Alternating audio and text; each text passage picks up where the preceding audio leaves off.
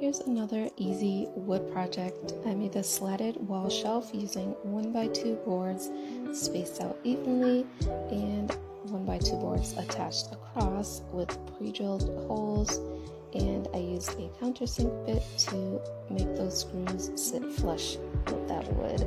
I used 1-inch wood screws to attach 3 of these boards across the back. And once that was done, I used pocket hole screws to attach half a wood round for the shelf. Love the natural look of the wood on this one. And